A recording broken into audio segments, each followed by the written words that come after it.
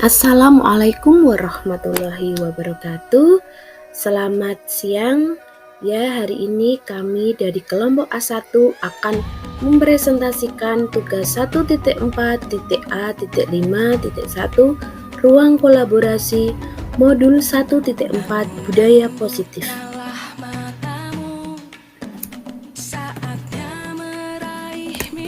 Sebelum memulai presentasi, perkenalkan saya memperkenalkan anggota kelompok A1 kelas A. Yang pertama adalah Bapak Triwahyudi, Sarjana Pendidikan. Yang kedua, saya Anawawi Faida, Sarjana Pendidikan. Yang ketiga, Ibu Sumaya, Sarjana Pendidikan. Yang keempat, Ibu Tika Sari Asmoro, Sarjana Pendidikan. Kelompok 1 kelas A didampingi oleh fasilitator yaitu Ibu Liana, Sarjana Pendidikan Magister Pendidikan, dan pengajar praktek Ibu Tumiem, Sarjana Pendidikan Magister Pendidikan, dan Ibu Yuliani. Tujuan pembelajaran khusus dari tugas ini adalah yang pertama, calon guru penggerak dapat menganalisis kasus-kasus yang disediakan berdasarkan konsep-konsep inti dalam modul budaya positif bersama calon guru penggerak lain dalam komunitas praktisi. 2. Calon guru penggerak dapat mempresentasikan hasil analisis studi kasus berdasarkan konsep-konsep inti dalam modul budaya positif. Segitiga restitusi. Restitusi adalah sebuah cara menanamkan disiplin positif pada murid, sebuah tahapan untuk memudahkan para guru dan orang tua dalam melakukan proses untuk menyiapkan anaknya untuk melakukan restitusi bernama segitiga restitusi. Dalam segitiga restitusi ada 3 tahapan. Yang pertama adalah menstabilkan identitas. Setiap orang pasti pernah melakukan kesalahan. Kamu bukan satu-satunya yang pernah melakukan ini. Tahap yang kedua adalah validasi tindakan yang salah. Kamu tentu punya alasan mengapa melakukan itu. Adakah cara yang lebih efektif untuk mendapatkan apa yang kamu butuhkan? Menanyakan keyakinan adalah langkah yang atau tahap yang ketiga. Keyakinan kelas apa yang telah kita sepakati? Dan kamu ingin menjadi orang yang seperti apa?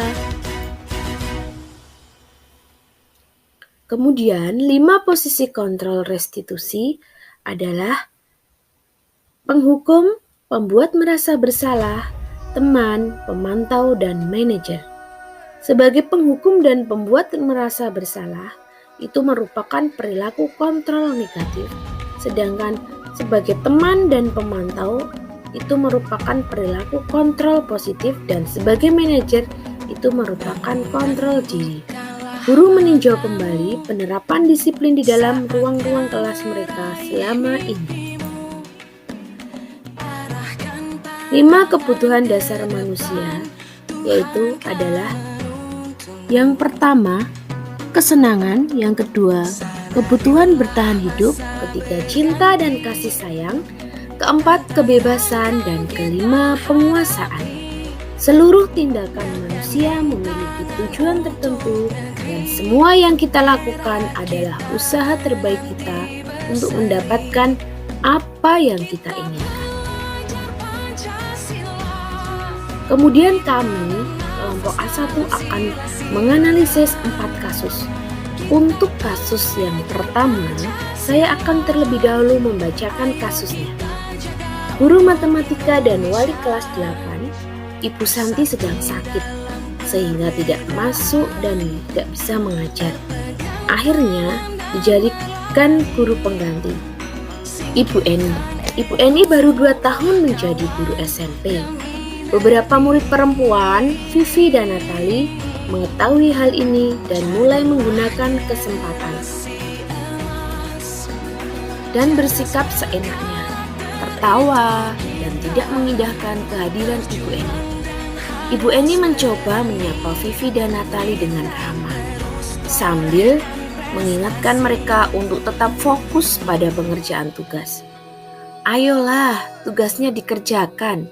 Nanti ibu ditegur Bapak Kepala Sekolah kalau kalian tidak kerjakan tugas.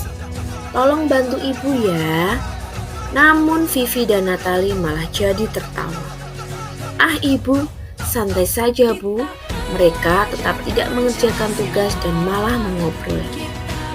Keesokan harinya, Ibu Santi memanggil Vivi dan Natali serta menanyakan tentang laporan Ibu Eni. Ibu Santi menanyakan apakah mereka bersedia melakukan memperbaiki permasalahan yang ada. Vivi dan Natali sempat ragu dan membela diri. Namun, pada akhirnya mengatakan akan meminta maaf. Ibu Santi menanggapi bahwa tindakan itu boleh saja dilakukan bila mereka sungguh-sungguh ingin minta maaf. Namun Ibu Santi menanyakan kembali, apa yang mereka bisa lakukan untuk menggantikan rasa tidak dihormati Ibu Eni? Baik Vivi maupun Natali mengaku bahwa perilaku mereka tidak sesuai dengan keyakinan kelas. Ibu Santi melanjutkan kembali, apa yang akan mereka lakukan untuk memperbaiki masalah? Apakah ada gagasan atau ide? Setelah berpikir sejenak, Natali dan Vivi mengusulkan bagaimana kalau kita mengadakan sebuah diskusi kelompok dengan teman sekelasnya.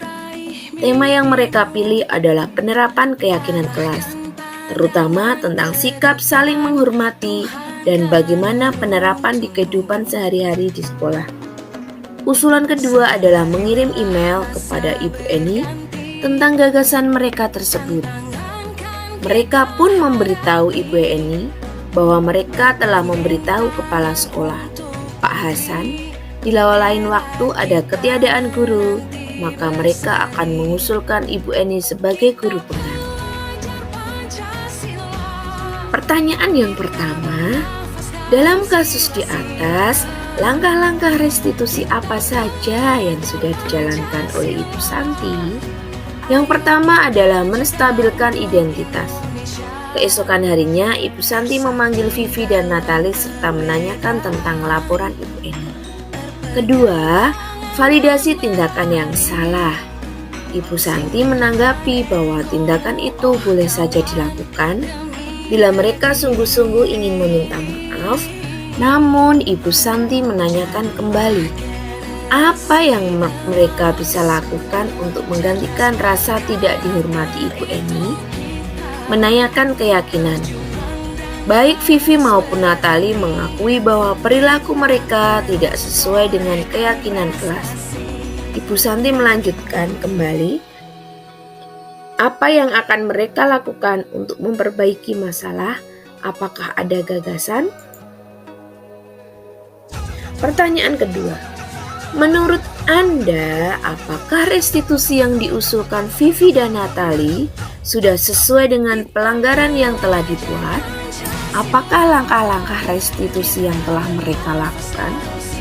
Menurut kami, restitusi yang diusulkan Vivi dan Natali sudah tepat dan sesuai dengan pelanggaran yang telah mereka lakukan.